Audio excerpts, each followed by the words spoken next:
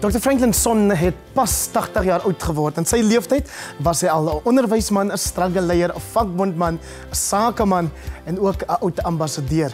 Vanaand is hy hier saam met my op die KLOP couch om sy verhaal en 'n bietjie van sy wysheid met ons te deel. Goeienaand en baie welkom Dr. Sonn. Baie dankie. Happy belated birthday soos wat hulle sê. Ja, dankie. Hoe voel 'n mens op 80? Lekker, ek kan nog alles doen. En dan het ek jou nou so 'n hele lys voorgehou. Ja. Van alles wat jy al gedoen het in die 8 dekades sure. wat jy op die aarde is. Wat sê jy vir mense as hulle vra wie is Franklin Abraham of Abraham Sonn?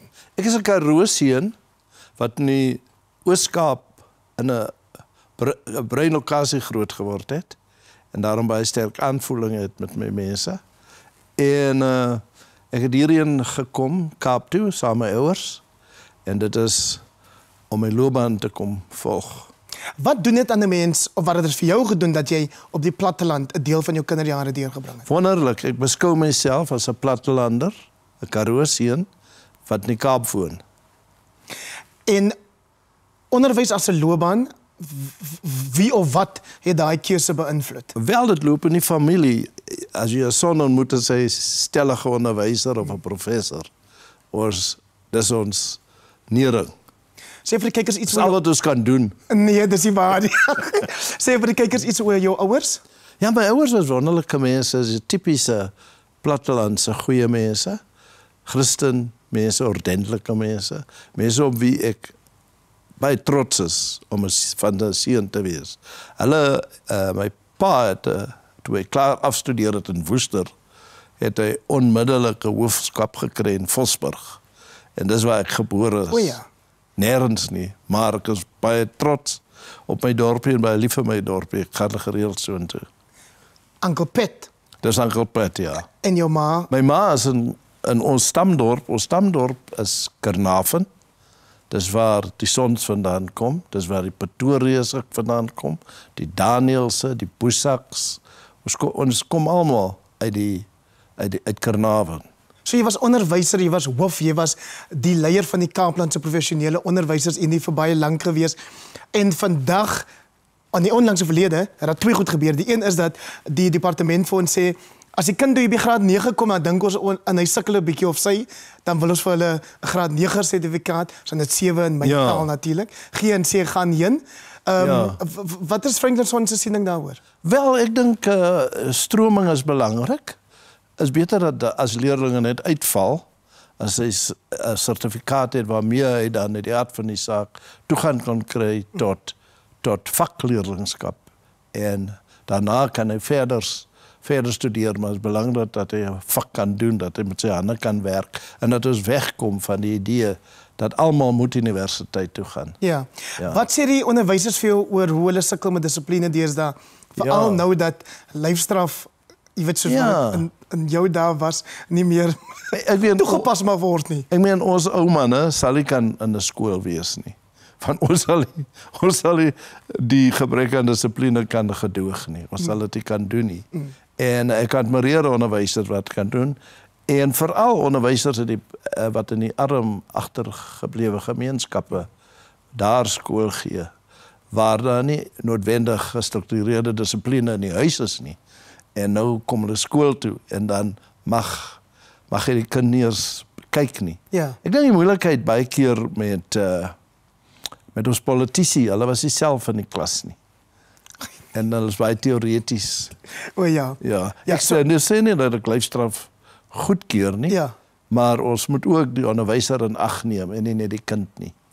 Daar is 'n klomp oud-onderwysers, afgetrede onderwysers en skoolhoofde.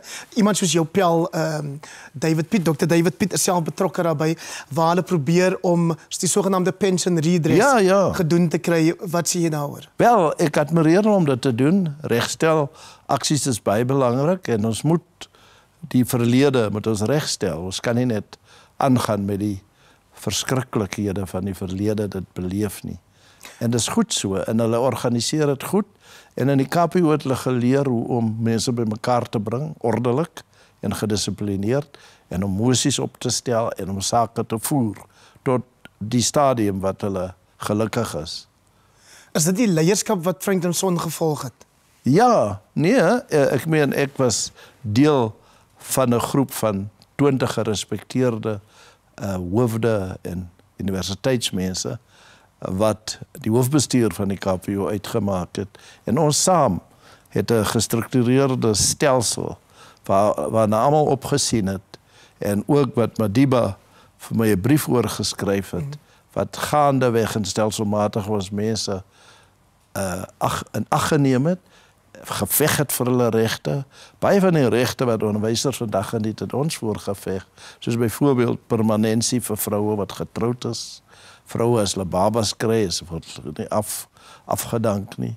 En verlofvoordele. Dit is alles het by ons ontstaan, wat ons geglo dat onderwysers moet hulle stem dik maak.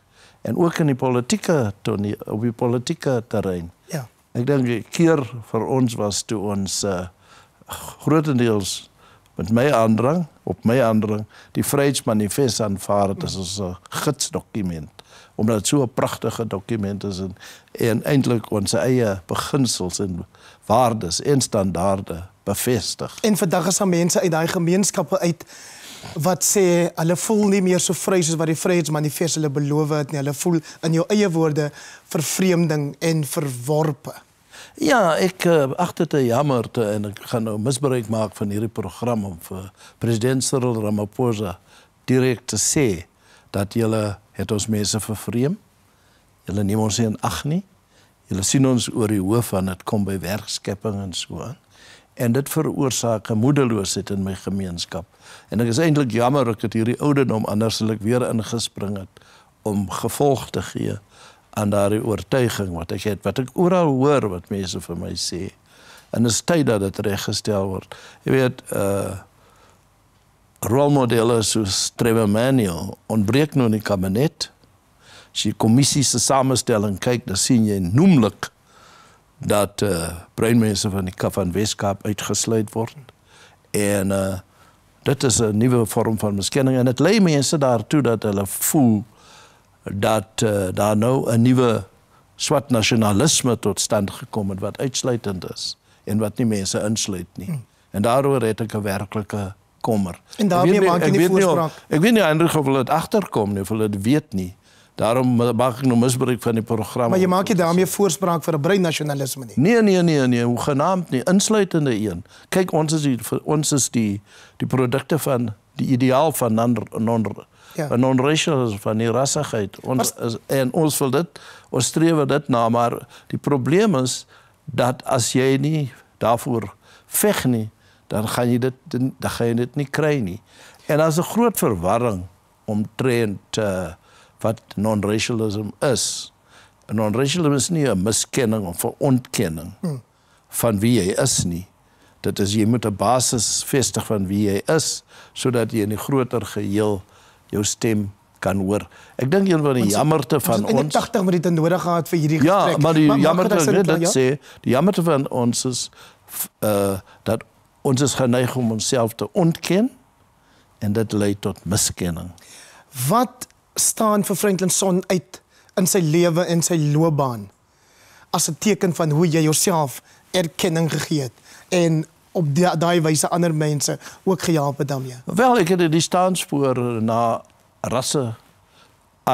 rasse teespoed het ek besluit om my onderwysers, my kollegas te organiseer, so 'n stem kan kry en dat ons met 'n harde en 'n luide stem kan praat. En die hoogtepunt in my lewe was gevolglik toe ek 'n brief uit die tronk uitgesmokkel kry van president Mandela. Ja. En wanneer ons omarm het en wat hy begrip getoon het van die problematiek van kultuur en histories-kulturele groepe en hoe dit erkenning moet kry sodat ons kan 'n platform skep vir die bou van 'n rassige gemeenskap in 'n land. So dis van die hoogtepunte, Ja. As jy iets kortliks moet noem wat jy beskou as iets waaroor jy spyt is, iets wat jy self gedoen het of nie kon doen nie. Weet jy, nee. Ek is 'n gelowige mens en ek baseer my hele uitkyk op die lewe daarop. En by my is daar nie 'n kwessie van waardes nie, dis 'n kwessie van standaarde. En ek lewe daarvolgens.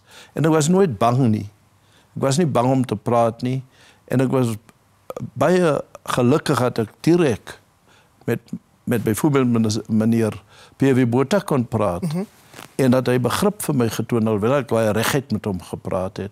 En ek dink een van die hoogtepunte is, toe ek in omtrent 16 leiers uit ons gemeenskap, van my organisasie, wat allemaal hoofde en gesiene mense was, met meneer Botha en deel lede van sy kabinet gaan praat, en vir hom sê, die boodskap sê, vir meneer die president, ek vanmorgen vir jou kom sê, dat die jeug wil nie die Here hê nie. Ja. Hulle gaan nie weer terugkom nie. Daai jeug, baie van hulle sit vandag as volwassenes met jong kinders en sê, daar's niks vir ons nie. Praat reguit met jou mense, soos jy hulle genoem het, oor iets vir jouself ook doen. Jy is een van hulle, alhoewel jy nie kinders het nie. En soos ons ek het kinders, hoor. Soos ons nie township sê, wanneer dan? Ek het nie 'n vrou nie.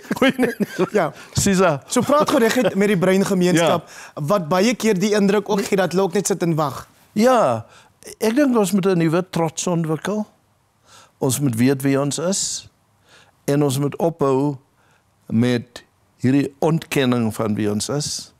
En ons moet erken wie ons is. En ons moet daarom 'n bolwerk skep waarin ons as deel van die swart gemeenskap, ons is deel van die swart gemeenskap, wat 'n heterogene gemeenskap is, soos wat die wit mense is, aan twee kante van die kleurlyn, ons is swart, maar ons bruin binne die swart gemeenskap, en ons moet daarop staan en daarop trots wees, en aanspraak maak op wat ons toekom, en onthou, ons is die voorbeeld van uiteindelik 'n rassige Suid-Afrika, en dit is wat president Mandela vir my persoonlik baie keer gesê het. En ek dink dis 'n fantastiese manier om hierdie onderhoud mee af te sluit. Baie dankie vir jou tyd, Frank en Sonn, en mag dit aanhou goed gaan met jou gesondheid. Vir jou ook, baie dankie.